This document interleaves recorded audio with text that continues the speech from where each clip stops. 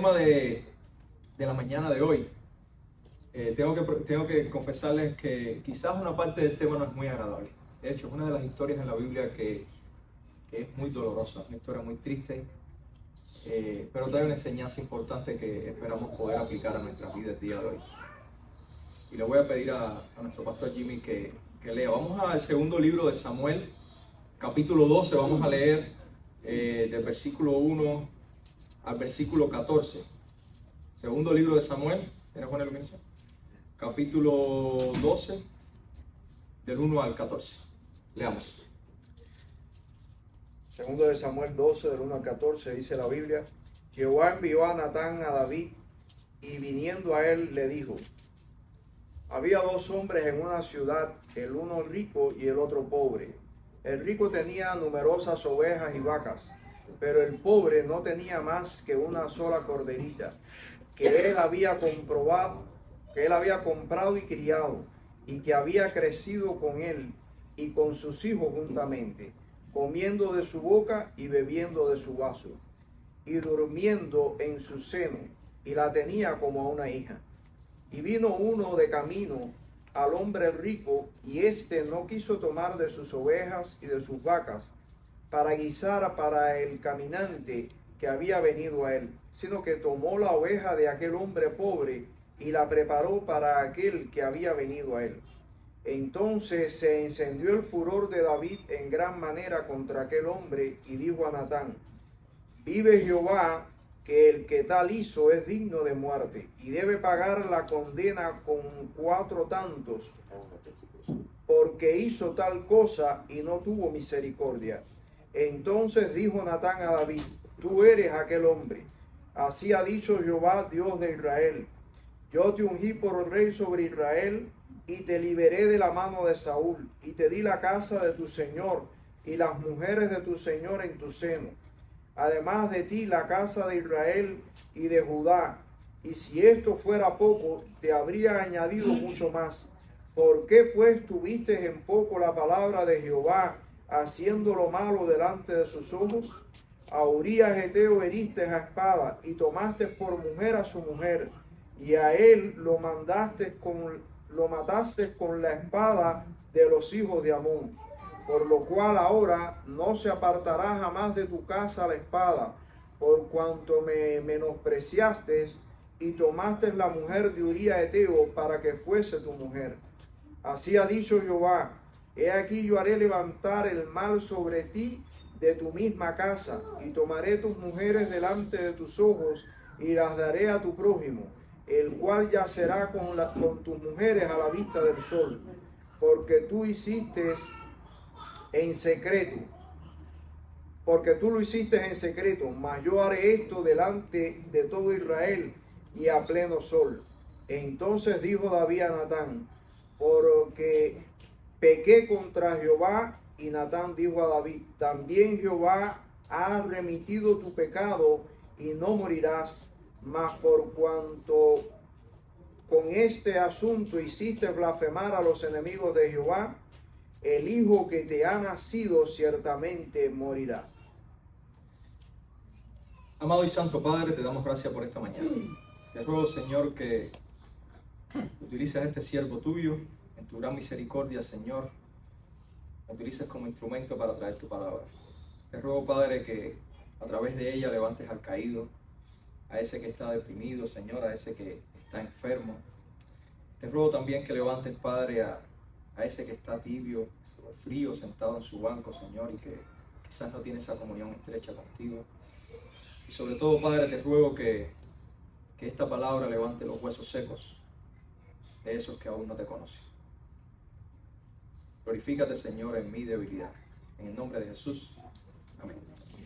Ciertamente el segundo libro de Samuel, la evidencia interna y externa con respecto a quién lo escribió, se dice que, aunque hay sus dudas, como en muchos de los libros de la Biblia, pero mayormente se plantea que lo haya escrito él.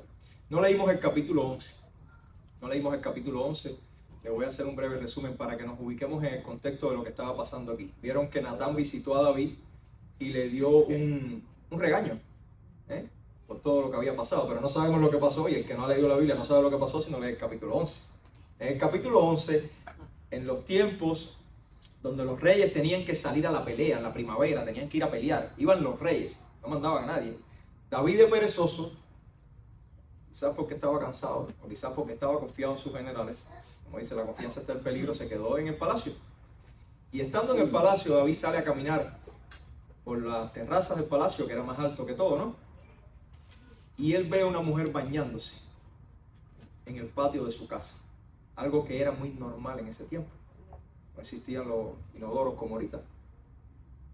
Ella se estaba bañando en el patio de su casa y le llamó la atención. Preguntó quién era, le dijeron quién era y la manda a traer. Se acostó con la mujer, sabiendo que tenía a su esposo.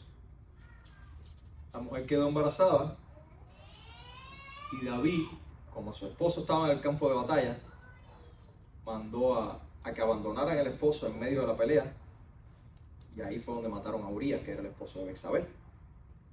Esta trama se lee bien, está tan detallada que cuando tú lees el capítulo 11 tú te quedas así asombrado. El ungido de Dios hizo todo esto y trató de ocultar todo lo que había hecho, trató de ocultarlo todo, pero al final del capítulo 11 hay una descripción, hay una frase que le rompe el corazón a cualquiera de nosotros.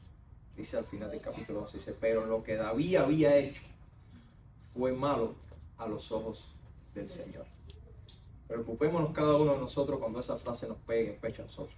Pero lo que tú has hecho ha sido malo a los ojos del Señor, sea lo que sea.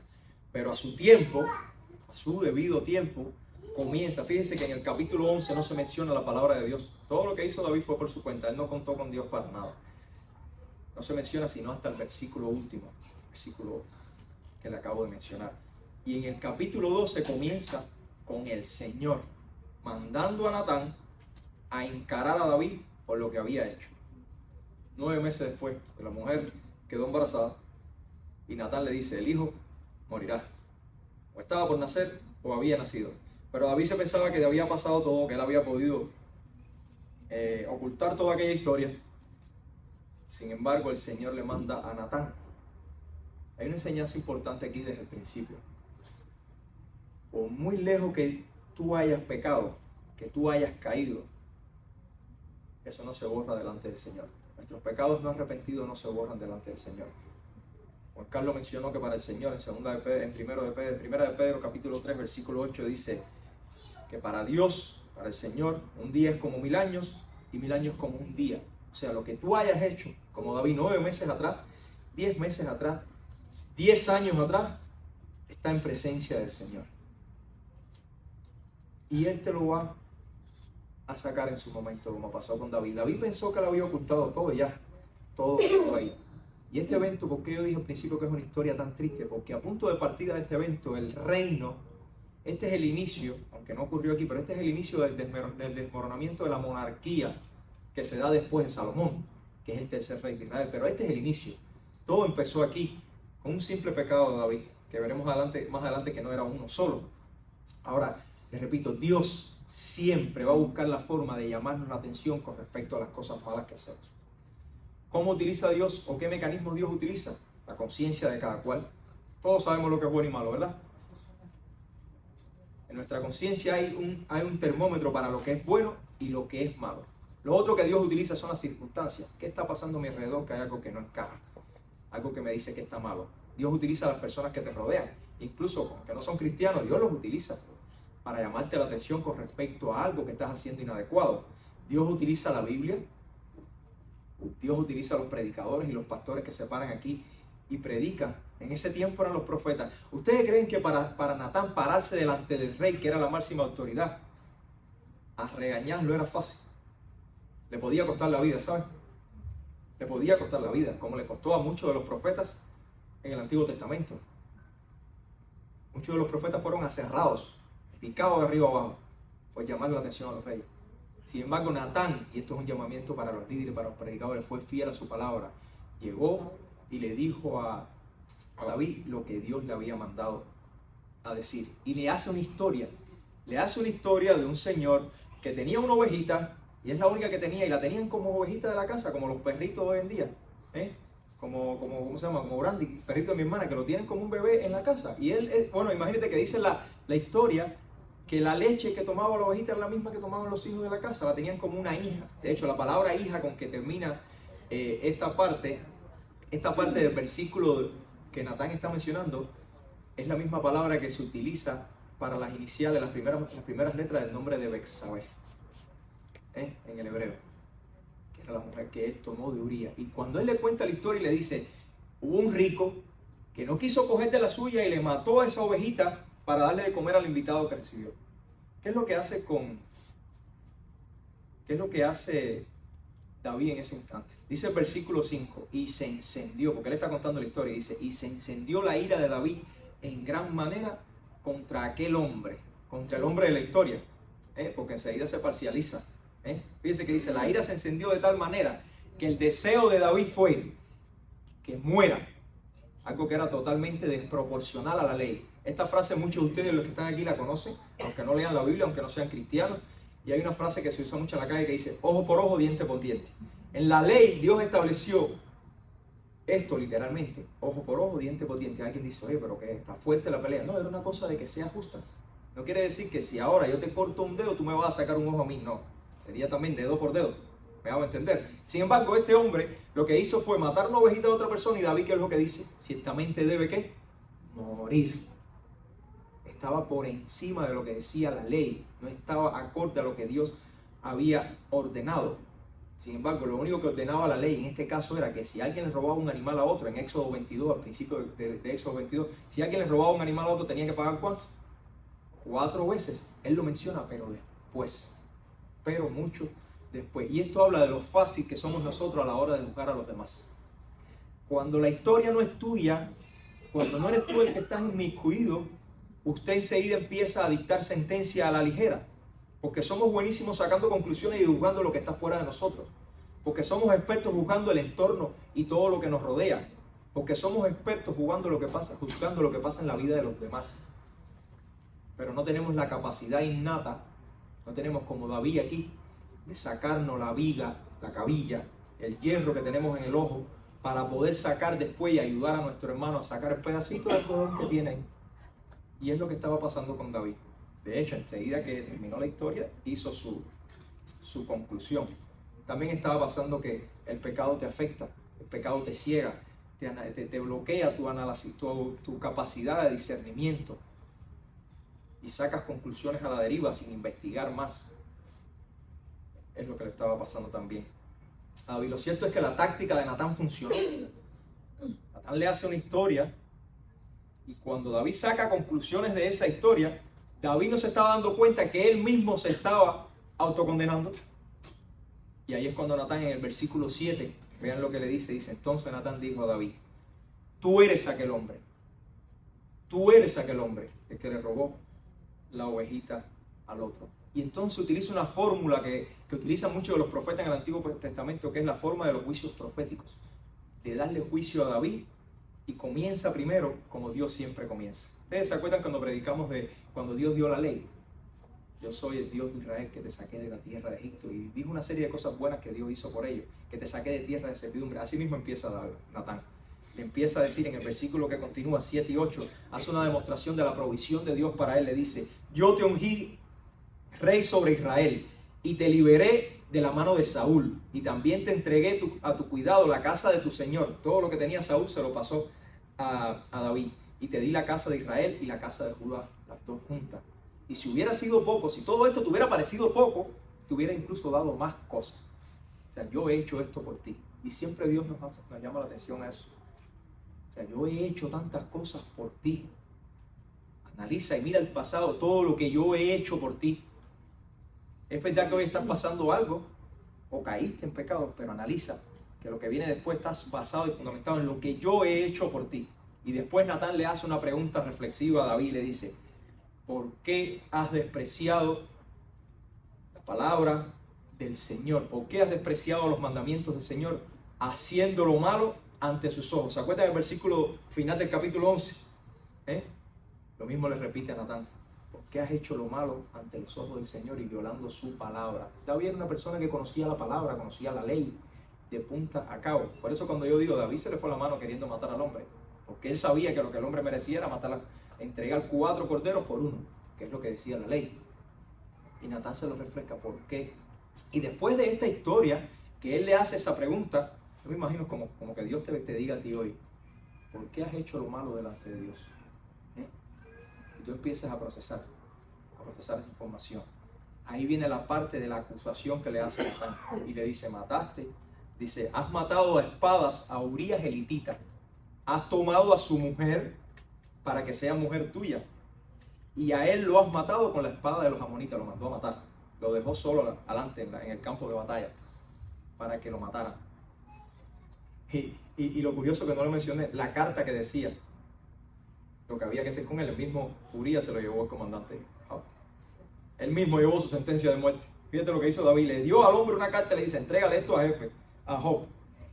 Y cuando Job lee, lo que decía era, a este hombre que te trajo la carta, déjalo allá en el centro de adelante, y cuando la pelea esté bien recia, retírate y déjalo para ver si lo mata.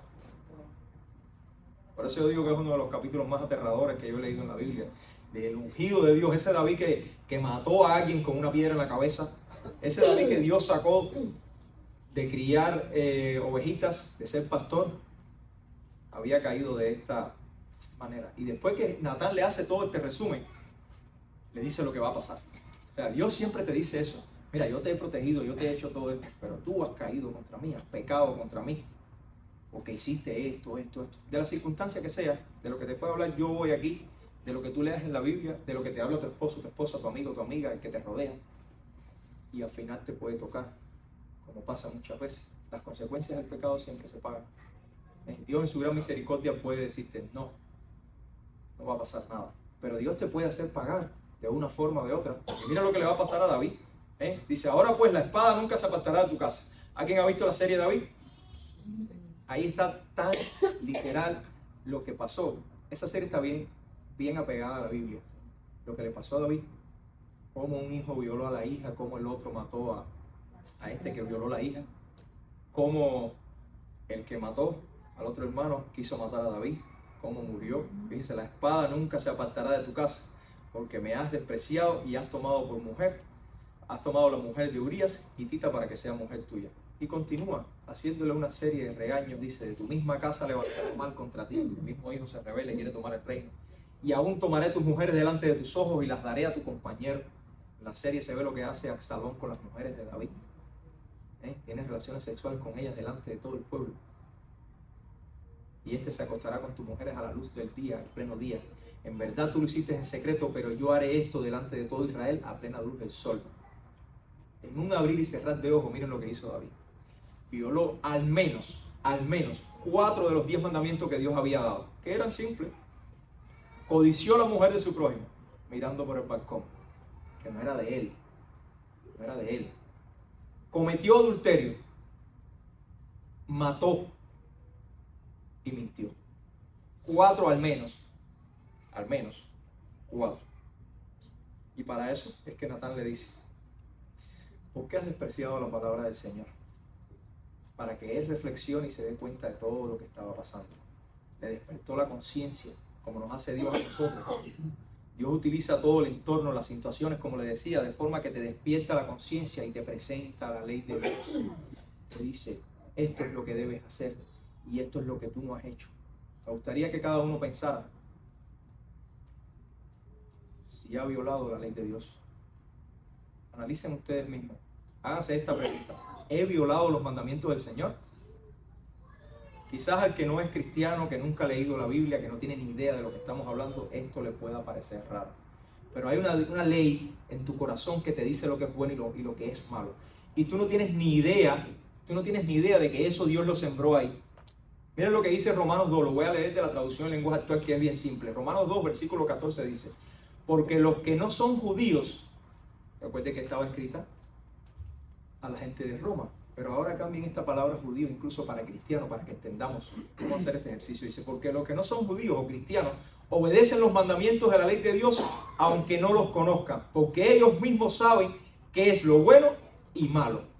Y dice el versículo 15, dice, como si tuvieran la ley escrita en su mente. Su conducta así lo demuestra, pues cuando piensan en algo, ya saben si está bien o mal. O sea, Dios ha puesto en tu corazón un termómetro para saber lo que es bien o malo. Usted sale a la calle a predicar a las personas y todos saben lo que es bueno o malo. Nadie te puede decir lo que es bueno, que no, yo no sé, yo no sabía que era bueno o malo. Aquí todo el mundo sabe lo que es correcto y lo que es incorrecto. En cualquier cultura matar es malo, ¿correcto? En cualquier cultura robar es malo. El derecho a tu propiedad es respetable en cualquier cultura. Y eso está sembrado en nuestro corazón.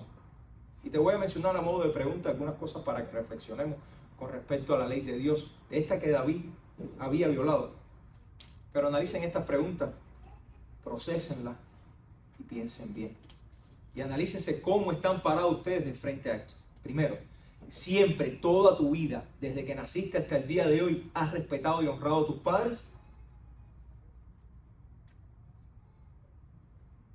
¿Nunca le has sido infiel a tu pareja, ni siquiera con el pensamiento? Lo que se llama lujuria, el deseo de mirar. ¿O has visto pornografía? La gente no sabe que ver pornografía también es adulterio. ¿Nunca has tomado nada que no es tuyo? Absolutamente nada, por muy pequeño que sea, no es tuyo. O si tienes tu compañía, tu empresa, siempre has sido fiel pagándole a tus empleados en tiempo, sin robarle nada. Eso es robar.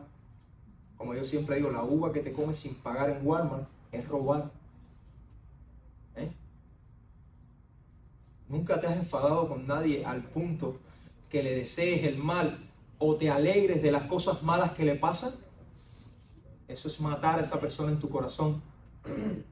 Y para eso somos buenos, alegrándonos cuando le pasan cosas malas a las personas que nosotros odiamos en el fondo y que nunca lo admitimos que lo odiamos. Nunca has mentido. Todo tipo de mentira.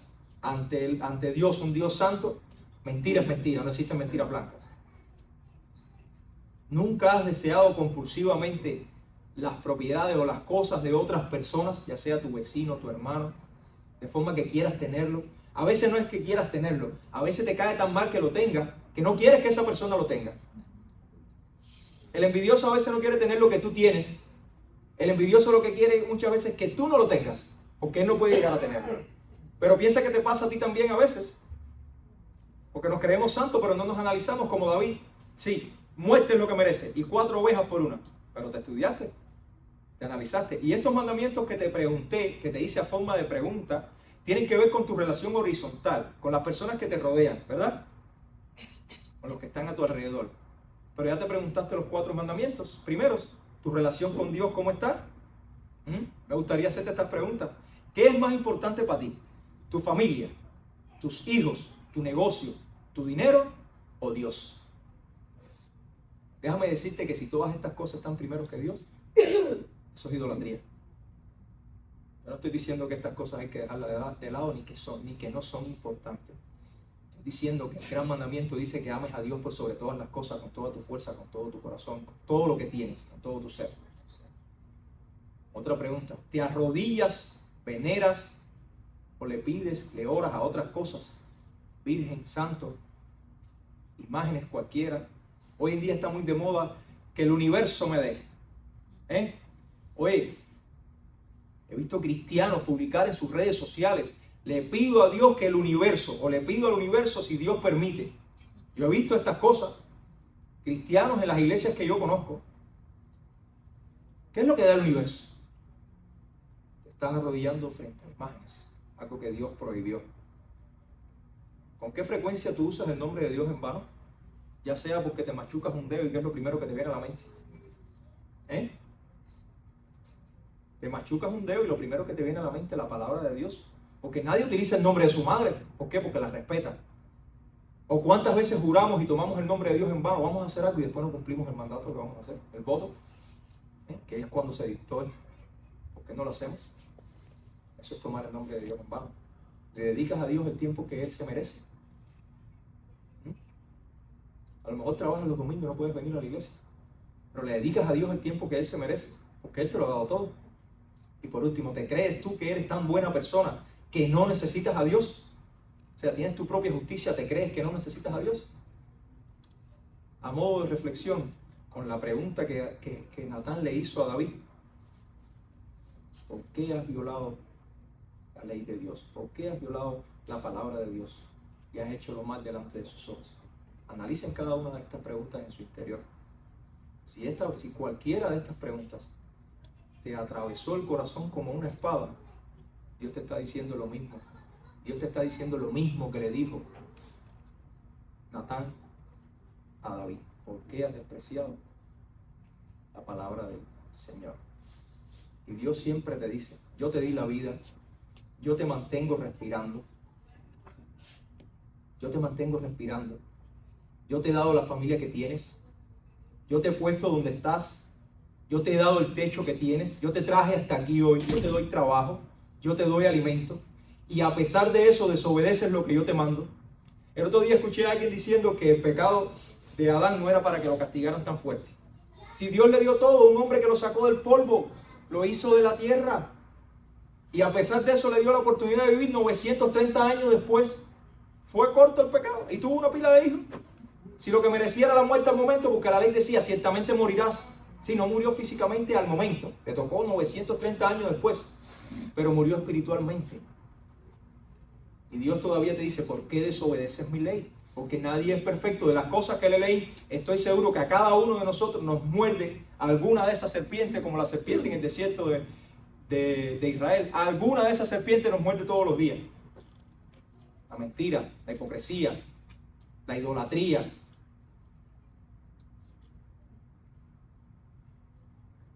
Después de todo, Dios te dice eso. Y después de todo te toca una condena. Si alguna de estas cosas te atraviesan como un puñal, te toca una condena. Pero fíjense qué pasa en la condena. ¿Cuál es la condena de David? En el pasaje que estamos estudiando. Ya vimos lo que él le dijo. Ya vimos que él le dijo que sus hijos se iban a rebelar. Todo lo que iba a pasar en esa escena. Ya eso lo analizamos ahí. Pero hay algo que no está en los primeros pasajes tan implícito. Tan implícito. Si David mató, ¿qué le toca a David? Morir. Y en esos primeros pasajes, Natán no le dijo que iba a morir él. Dijo que la espada se iba a levantar sobre su familia y todo el desastre que iba a pasar, que le dice al final que el niño va a morir. Sin embargo, ¿cómo tú te das cuenta de que David entendía que él merecía morir? En el versículo 13, Natán le dice: no morirás. No morirás. O sea, lo que le tocaba era la muerte. A él sí le tocaba la muerte. Al hombre del corderito no le tocaba la muerte. Pero a él sí le tocaba la muerte. Sin embargo, esta frase, no morirás, es una demostración del perdón de Dios. Dios estaba dictando sentencia contra David. Y la ley decía que él merecía morir. Como mismo merecemos nosotros, como mismo merecía Adán.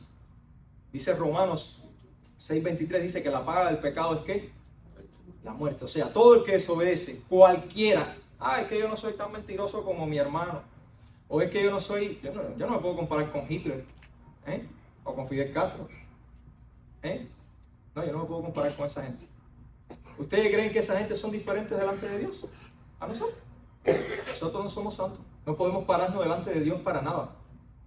Por tanto, lo que merecemos nosotros, lo mismo que merecía Adán y lo mismo que merecía David, ¿qué cosa era? El salario por desobedecer, la paga, el salario por desobedecer. La ley de Dios es la muerte. Pero no solo porque pecamos diario, sino porque nacemos así, traemos un error de fábrica. Desde que venimos de Adán traemos un error de fábrica. Hay gente que no lo quiere admitir, pero venimos así. Y si no, ¿quién es la bebé más pequeña que hay aquí? Es la hija de mi hermana. No hay inocente. ¿No hay pequeña? No hay niño inocente. A los niños hay que educarlo, ¿verdad? Porque nacen desaprendidos. Hay que educarlo porque nacen desaprendidos. O sea, los niños no tienen noción de lo que es llorar por otra persona. Ellos lloran por ellos mismos. Si cualquiera de nosotros muere cuando nuestros hijos tienen 1, 2, 3 años, los niños no lo sienten. Porque ellos no tienen la capacidad de llorar por los demás. Ellos lloran por las cosas de ellos, por egoísmo. Y eso hay que transformarlo, hay que educarlo. Lo que quiere decir que traemos un error de fábrica. Heredamos el pecado de Adán, lo traemos así en la sangre. De hecho, David lo dice en el Salmo 51, que es la respuesta y la oración de David a todo este evento que estamos hablando, en el Salmo 51, en el versículo 5, dice la traducción del lenguaje actual, dice, tengo que admitir, David, el salmista, el ungido de Dios, dice, tengo que admitir que soy malo de nacimiento y que desde antes de nacer ya yo era pecador. O sea, no pecamos, no cometemos, no somos pecadores porque pecamos. No es así. Pecamos porque somos pecadores. Traemos en la sangre. Yo tengo 3 muchachos y los que tienen 2, 3 también saben. Con uno es suficiente para saber que los muchachos hay que educarlos. ¿Es verdad, Jorge? Desde chiquitos hay que educarlos. O sea, no nacimos perfectos. No es la sociedad la que nos transforma. Si tú un niño lo dejas a la deriva sin educación, ¿qué va a pasar? ¿Qué pasa en una sociedad si no hubiera policía? ¿Qué pasa en Miami si no hubiera señales de tránsito? Fuera un caos, porque en nuestro corazón traemos la maldad. Traemos la maldad. Y dice que todos los que pecaron, en Romanos 3:23, pues están por cuanto todos pecaron, están separados, están destituidos, están vacíos de la gloria de Dios. Hermano mío, sea quien sea, a ti también te toca. Cualquiera de nosotros. O sea, tú que violas la ley, estás separado de Dios, estás vacío de la gloria de Dios. ¿Y cuál es el castigo que hablamos que merecemos? La muerte. Y la muerte es el infierno, ese que mucha gente no quiere escuchar, ese que mucha gente saca de los púlpitos hoy en día. ¿Por qué? Porque Dios es un Dios justo. Y es uno de los atributos de Dios más importantes, la justicia. Si a un hijo mío le hacen daño, ¿qué yo quisiera que le pasara al que le hace daño? Entonces sí, a ese juez lo vemos bien, al que juzga, estamos locos porque se cumpla la sentencia del que mató. ¿Cuántos niños fue en la escuela? 17, no me acuerdo, el año pasado. Estamos locos porque eso ocurra. Y a ese juez que tome esa conducta lo vemos bien. Pero cuando Dios juzga por violar sus mandamientos, entonces decimos que Dios es malo. Es un Dios justo también. La palabra dice que veremos en la tierra de los vivientes la justicia de Dios. ¿Lo dudas? Vamos a ver qué dice la Biblia al respecto de que Dios habla de que todo el que viola sus mandamientos, ese Dios de amor que conocemos todos, y después vamos a hablar también, ese Dios de amor, mira lo que dice el Salmo 7:11, dice, Dios es juez justo y un Dios que se indigna cada día contra el impío, contra el que peca, contra el que viola sus mandamientos. Dice Juan 3:36, pero el que no obedece al Hijo no verá la vida, sino que la ira de Dios permanece sobre él. ¿Qué permanece sobre el que no obedece? La ira de Dios. O sea, es un Dios bueno, es un Dios santo, pero es un Dios que tiene ira. Es un Dios que está molesto con la humanidad pecadora. Romanos 2:5 dice, mas por causa de tu terquedad, de tu cabeza dura y de tu corazón no arrepentido, mira la palabra clave, tu corazón no arrepentido, estás acumulando ira para ti el día de la ira y de la revelación del justo juicio de Dios. O sea, el juicio es justo y lo que te toca es la ira. Y eso es lo que se llama la mala noticia del Evangelio. Por eso el tema de hoy se llama una mala y una buena noticia. La mala noticia es esa, que todos ustedes, yo, estamos bajo la ira de Dios. Todo el que comete pecado está bajo la ira de Dios. Sí, es un Dios bueno, pero estamos bajo la ira. Sin embargo, vayamos al pasaje de nuevo. Dios perdonó a David. Dios perdonó a David. ¿Pero por qué Dios perdona a David? Vayamos al versículo 13, la primera parte. Dice la primera parte del versículo 13. Entonces David dijo a Natán, he pecado contra el Señor. Un corazón contrito que enseguida se dio cuenta de lo que había hecho. Y si tienen duda de que David se había arrepentido de verdad, tienen que ir al Salmo 51 a leerlo, para que vean todo lo que David dice, todo lo que él había hecho. Este salmo donde le dije que David dice que había nacido pecador, ahí explica la oración de arrepentimiento de David. Es verdad que Dios lo perdonó por su misericordia y su soberanía, pero también hubo arrepentimiento, hubo una confesión inmediata, incondicional de parte de David. David no se justificó. Cuando a nosotros nos pasa algo, que empezamos a decir, no, pero, la palabra clave cuando alguien nos regaña, cuando nuestra esposa, nuestros esposos, nuestros hermanos, nuestros amigos nos dice algo, ¿qué es lo primero que hacemos? No, pero usted me a David. No, pero imagínate, yo estaba tranquilo, aburrido, no fui a la batalla, me quedé ahí. Y esa jeva bañándose, a cualquiera se le sale un ojo. ¿Ustedes se imaginan a David? Eso no fue lo que hizo David. David ni siquiera, no, yo estaba deprimido, las mujeres que yo tengo ni me quieren, tengo a esta que era la hija de Saúl y esa es una bandolera. ¿Entiendes? David no dijo eso. David no se justificó. Lo primero que hizo David fue entender el pecado contra el Señor. Eso es lo primero. De hecho, David ni siquiera dijo, he pecado contra Urías, contra su familia, contra Betsabé. No. David entendió que el pecado era inicialmente contra ¿quién? Contra Dios. Tu pecado, el mío, es inicialmente, ¿por qué siempre digo el mío? Para que nadie piense que yo estoy juzgando. Mismo puede pasar a mí. Tu pecado es contra Dios, primariamente, es contra Dios. Cada mandamiento que tú violes de la ley de Dios es contra Dios. David entendió eso. Y la mayoría de nuestros pecados, hermanos, afectan a las personas que nos rodean de otra forma, de una forma u otra. Vamos a suponer, por ejemplo, que tú seas alcohólico. Tú vivas solo, no tienes familia, no tienes hijos, y dices, pero yo lo único que hago es beber. Yo no afecto a nadie. Yo me he encontrado pacientes así. Quizás ustedes tengan historia, pero yo no afecto a nadie. A mí lo que me gusta es beber. Y es verdad, quizás tú no afectes a nadie. Hasta cierto punto. Si usted sale y maneja su carro borracho, ¿cuántas personas se ven perjudicadas por ti? El pecado afecta a los demás. Tu mentira afecta al otro. Tu adulterio afecta al otro.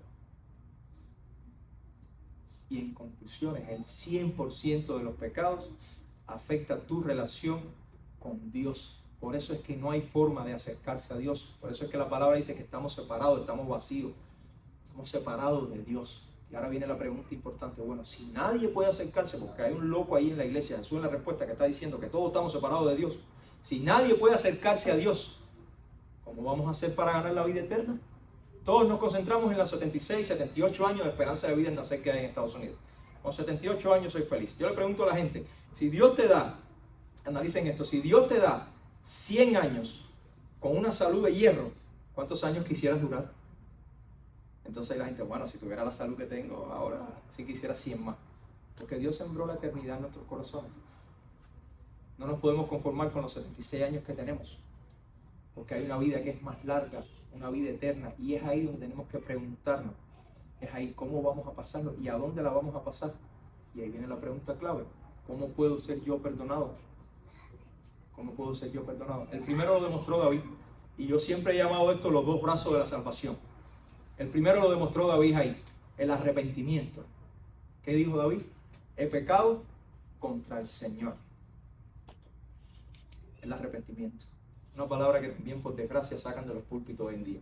¿Por qué? Porque el arrepentimiento te hace sentir culpable. Y estamos en una sociedad que te dice, tranquilo, no es tu culpa.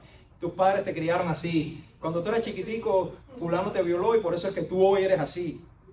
Vayan a los psicólogos seculares. Victimizan todo. Victimizan todo. No es tu culpa. Sí es tu culpa. Sí es tu culpa. Es verdad que el medio te puede afectar. El ser social, como decía, determina la conciencia social. Es un lema que te enseñaron en la escuela en Cuba por mucho tiempo y es real. Donde tú vives, como tú vives, usted se desarrolla. Pero es tu conducta la que define lo demás. Eres tú. Y por eso es que no me gusta que saquen la palabra arrepentimiento de los púlpitos. Porque nosotros tenemos que asumir nuestra culpa y entender que somos culpables delante de Dios. Y reconocer que estamos mal plantados delante de Dios es el primer paso, es el escalón. El primer escalón para ganar la vida eterna. Entender que estás enfermo. Es como si ahora viene un paciente y me dice, yo me siento bien, pero yo le hago unos exámenes y en los exámenes están alterados y no le explico. Él va a sentir algo. Él va a entender la necesidad de tratamiento. No la va a entender. Porque se cree que está bien. Entonces, si nosotros no entendemos, si tú no conoces a Cristo y no entiendes que estás mal parado delante de Dios, no vas a entender que estás mal y por tanto no vas a entender que necesitas tratamiento. El arrepentimiento es el primer paso. Y para demostrar que el arrepentimiento es el primer paso, estoy separando esto para entenderlo, pero todo es un conjunto. Al final les voy a explicar por qué. Miren lo que dice la primera frase de Juan el Bautista en Mateo 3. Cuando Juan el Bautista empezó a predicar en el desierto, dice, en aquellos días llegó Juan el Bautista predicando en el desierto de Judea diciendo, arrepentíos porque el reino de los cielos se ha acercado. Si no les basta con Juan el Bautista, miren lo que dice Jesús. La primera frase de Jesús cuando empezó a predicar después que salió del desierto. Dice Mateo 4, versículo 17. Desde entonces Jesús comenzó a predicar y a decir, arrepentíos porque el reino de los cielos se ha acercado. ¿Será que por casualidad está la palabra arrepentimiento aquí? un guajiro analfabeto, Pedro, después de Pentecostés, hizo un discurso que todo el mundo se quedó loco. Y le preguntan, bueno, ¿qué haremos entonces? Estamos más perdidos que una vaca en un cine. Así mismo dirían los que estaban escuchando a Pedro, ¿qué haremos para ser sabios? Y Pedro dice en Hechos 2, versículo 38, y Pedro les dijo, arrepentidos y sed bautizados cada uno de vosotros en el nombre de Jesucristo para el perdón de vuestros pecados y recibiréis el don del Espíritu. ¿Será que por gusto está arrepentido la palabra ahí? Es casualidad que Dios. El libro de los Hechos, después, el protagonismo a partir del versículo del capítulo 13, si mal no recuerdo, empieza Pablo a tomar el protagonismo en el libro de los Hechos. Miren, cuando Pablo llega a Atenas y mete un discurso de eso que los filósofos de Atenas se quedan locos. Dice, ¿qué tanta palabrería estará hablando este? Al final le dice a los atenienses, le dicen en el capítulo 17, versículo 30, dice, por tanto, Dios, habiendo pasado por alto los tiempos de ignorancia, Dios declara ahora, a todos los hombres en todas las partes que se arrepientan. Hermanos míos, el arrepentimiento es un paso importante para conocer a Dios, para acercarse a Dios, entender que eres un pecador y que necesitas de Dios y tienes que arrepentirte de todo lo malo que hayas hecho, dicho o pensado. Si no, no se repitiera tantas veces. El Evangelio hoy en día está publicando que no, que el amor de Dios, es cierto que el amor de Dios, y hablaremos de eso, pero el arrepentimiento es un paso importante para acercarse a Dios, para buscar el perdón. Esa es la mala noticia. Estamos mal parados y necesitamos arrepentirnos para poder buscar a Dios. Y es cierto que la Biblia habla de un Dios de amor. Ya hemos visto que Dios es un Dios santo y es un Dios justo que está airado contra la humanidad. Pero la Biblia habla de un Dios de amor y misericordia, que es la clave de todo. Es la esencia de todo. Dios es capaz de perdonarte. Fíjense que cuando David en el Salmo 51 habla de que él le pide perdón, al principio del Salmo 51 le dice, ten piedad de mí, oh Dios, conforme a tu misericordia, conforme a tu inmensa compasión. O sea, David sabe que Dios es un Dios de amor y es un Dios de compasión y le pide, basado en esos atributos de él, en el amor y la misericordia, que tenga piedad de él, de todo lo malo que él había hecho. Se lo pide. Y es un amor que tuvo en la historia su mayor demostración, su muestra de amor más extravagante con X y con B corta. Su muestra de amor más extravagante en la cruz de Jesús. Y eso es lo que se llama ahora creer en lo que Cristo hizo. Dios sabe que ninguno podemos acercarnos a Él. Dios sabe que ninguno lo puede hacer. Dios entiende que no somos perfectos. Eso no te da derecho a, como Dios, yo he escuchado mucho, como Dios sabe que no soy perfecto, tranquilo que Él me va a perdonar. Dios sabe que no podemos. Por eso Él envió a Cristo a nacer de una virgen. Juan 3, 16, de tal manera amó Dios que envió a su Hijo unigénito. Gálatas 4, cuando se cumplió la plenitud del tiempo, Dios envió a su Hijo, nacido de una virgen, nacido bajo la ley, a cumplir esa ley que nosotros no podemos hacerla, porque Dios exige que para poder acercarse a Él hay que cumplir todo. Si tú vas a entrar al FIU, te dicen, estas son las 10 preguntas y tienes que aprobar las 10. Si no apruebas las 10, no entras. Ay, nada más aprobé 9, me quedó una. No entras. Entonces si lo aceptas, Dios te dice lo mismo. Sin embargo, Cristo nació bajo la ley y cumplió toda la ley. La Biblia dice que Cristo caminó sin pecado. No hubo pecado en Él. No hubo pecado en Él. Y ese es el sacrificio perfecto que Dios mandó hacer. Alguien cumplió la ley por ti, por ti, por ti, por ti y por mí. ¿Y qué ordena Dios ahora? Dice Juan 3:16, el corazón de la Biblia. Dice que todo el que en Él crea que no se pierda, mas tenga vida eterna. Y ahí está la palabra crea. Todo el que cree en Él, que tenga fe, ese es el otro brazo de la salvación. Te arrepientes y tienes fe. Si sueltas uno de los dos, te vas a despegar y te vas a caer. Tienes que abrazarlo con los dos. Todos los días uno se arrepiente de las cosas malas que hace. ¿Por qué? Porque confías y tienes fe que ese que Dios envió, que es el mismo Dios, te va a salvar y te va a perdonar. Esa es la enseñanza del Evangelio, que como les dije, empieza con una mala noticia, de lo mal parado que estamos delante de Dios, de que tenemos un cáncer que es el pecado, pero Dios te da la cura, Dios te da el tratamiento, Dios te dice cómo llegar, cómo acceder a Él, cuál es el mecanismo. Si vas hoy en día a muchos lugares, mátame una vaca. Bueno, si matan una vaca en Cuba, en Palmira, en Cuba. mátame, no sé qué, un carnero, y te empieza a pedir dinero, te bajan el santo por internet, no sé cuántas cosas. Dios es gratis, la salvación es gratis, como siempre dice Grixi, es gratis para nosotros, pero alguien la pagó Cristo. No costó barato, costó la sangre de Cristo en la cruz, para que Él pudiera pagar por nosotros, haber cumplido lo que nosotros no pudimos. Dice Romanos 5:8, dice, pero Dios demuestra su amor para con nosotros, que aún nosotros siendo pecadores, Cristo murió por nosotros. Esa es la única condición, hermano. Creer en Cristo y arrepentirte de todo lo malo. Pero lo primero que hay que arrepentirse es de no haber creído. De no haber creído que Cristo es el único camino. No hay otro. Esa es la buena noticia del Evangelio. ¿Alguien sabe cuándo va a morir? ¿Alguien puede decirme cuándo va a morir? Porque yo me he conversado con personas, no, pero yo puedo arrepentirme pasado mañana. Déjame irme a mi casa y orar, a ver qué Dios me dice. ¿Alguien sabe cuándo va a morir? 150,000 personas mueren cada día por múltiples causas. En los hospitales las personas mueren por infecciones intrahospitalarias, por errores médicos a diario. En Miami no sé cuántos accidentes hay. Tengo a mi amiga Isa que me ayuda con las estadísticas. ¿Ustedes saben cuántas personas mueren? ¿Ustedes están seguros que cuando salgan de aquí van a estar vivos en la carretera? Hermanos, no hay purgatorio. No hay purgatorio. Yo lo he buscado en la Biblia. No hay purgatorio. Por tanto, este es el momento de arrepentirse y de creer en Dios. No hay forma de llegar a Cristo a Dios si no es creyendo en Cristo. La Biblia dice que hay un solo día para morir y que después, ¿qué es lo que viene? El juicio. No lo dejes para mañana. Hoy es el día de tu salvación. Órale a Dios. Dios es un Dios fiel. Dios es un Dios que no es hombre para mentir. Hoy es el día de tu salvación. No es mañana. Piensen en la vida eterna. 76 años de esperanza de vida al nacer. Tenemos una vida por delante. Muchos no llegan ni a los 76 y no nos concentramos en lo que está después. Yo siempre digo, ¿ustedes se imaginan el calor que hay en Miami? Imagínense el infierno sin aire acondicionado. Piensen en la vida eterna. La palabra dice, y cuando yo hago insistencia en esto es porque la palabra me enseña. Como si Dios rogara por nosotros. Cada vez que Jimmy se para aquí, Juan Carlos se para aquí, Yera se para aquí, es Dios rogando por nosotros.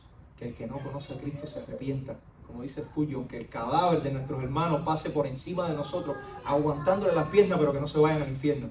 Como si Dios rogara por nosotros. Que no te pierdas y tengas vida eterna. Órale a Dios. Órale a Dios. No, yo no puedo hacer nada por eso. Jimmy no puede hacer nada por eso. Ninguno de los que están a tu lado puede hacer nada por eso. Eres tú. La salvación es personal. Tus hijos no van a ser salvos por lo que yo les diga. Tus hijos no van a ser salvos por tu comportamiento. Cada uno tiene que dar cuentas a Dios por sí mismo. Órenle a Dios. Vamos a orar.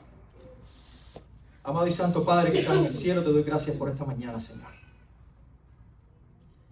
Gracias porque me has permitido, Señor, ser fiel a tu palabra. Gracias, Padre, porque en tu gran misericordia, Señor, nos demostraste que a través del arrepentimiento y la fe, Señor, en tu Hijo Jesucristo, ese que un día vino a morir en la cruz, Señor, y que nos lava a diario y nos lavó a todos nuestros pecados pasados, presentes y futuros. A través de creer en Él, Señor, nosotros, los que somos cristianos, hoy tenemos vida eterna, Señor. Sabemos que vamos a pasar tribulaciones, sabemos que estamos enfrentando dificultades a diario, sabemos que este mundo está loco, Señor. Sabemos que estamos en una sociedad corrupta, sabemos que tenemos necesidades, enfermedad, sufrimientos, padecimientos. Pero sabemos que la corona que nos espera es una corona incorruptible, Padre. Tú la has puesto para nosotros a través de tu Hijo Jesús. Y sobre todo tenemos paz y confianza en ti, Señor. Te ruego, Padre, que si alguien aquí no te conoce, Señor, que entienda cuál es su posición delante de ti. Que entienda, Señor, como cada uno de nosotros entendimos un día que estábamos mal parados y que teníamos el cáncer del pecado. Y que la única salvación es el arrepentimiento y la fe en tu Hijo Jesucristo. Y que esa persona, Señor, pueda ser merecedora a través de eso, de la vida eterna que tú has ofrecido, Señor. Que pueda también un día, Señor, demostrar a través de su andar paz, paciencia, bondad, benignidad, gozo, mansedumbre, Señor, dominio propio, fe, fidelidad, que pueda decir, yo soy hijo de Dios porque he creído en Cristo.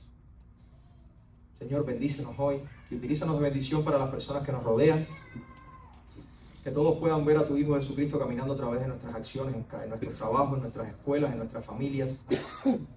Oro, Señor, por los enfermos, por todos los que están padeciendo a esta hora, Señor, no solo en nuestra iglesia, en nuestra familia, sino en el resto del mundo. Tú eres un Dios sanador, Padre, que pones tu mano, Señor, y haces milagros. Nosotros los conocemos. Oro, Señor, por las manos que has utilizado para sanar a muchas personas, el personal médico, todo el personal de salud. Oro, Señor, por los que están presos, por todas esas personas que vamos a visitar los jueves a la prisión. Y le predicamos, Señor, que tú puedas, como dije al principio, Señor, levantar esos huesos secos allí y darle libertad, no solo física, sino también espiritual. Oro, Señor, por las viudas, los que no tienen sus esposos o esposas, que los han perdido, Señor, por los necesitados, ya sea aquí o en cualquier otro país, Señor, que tú les proveas el pan cada día. Oro, Padre, por nuestra nación, que muchos vengan a ti en arrepentimiento y fe por el gobierno, Señor, de forma que se volteen a ti y entiendan que tú eres el Rey de Reyes, que tú eres el que quita y pone, Señor. Cuando se acercan procesos electorales, todos están concentrados, Padre, en qué va a pasar, pero sabemos que ya tú tienes un plan diseñado. Tú lo hiciste todo ahí en la cruz, Señor. Tú has diseñado todo desde el principio. Oro por nuestra iglesia, Padre, permite que tengamos un crecimiento numérico, Señor, pero sobre todo espiritual. Oro por nuestros niños, los que están recibiendo clases aquí, los que no han llegado, los que no pudieron venir y los que vas a traer, Señor. Que puedan sus padres, Señor, guiarlos en el camino correcto a ti. Que puedan sus padres, Señor, tener la sabiduría necesaria para poder guiar a sus hijos en los caminos del Señor.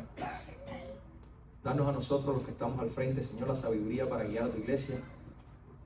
De forma que tú, Señor, siempre seas glorificado. Que seas tú el centro, Señor. Que solo tu Hijo Jesucristo sea exaltado entre las naciones. Perdona a tu iglesia, Señor. Una iglesia imperfecta, una iglesia compuesta por seres humanos pecadores, pero que rodilla en tierra, Señor, clamamos a ti cada día. Todo esto te lo rogamos en el nombre de Jesús. Amén.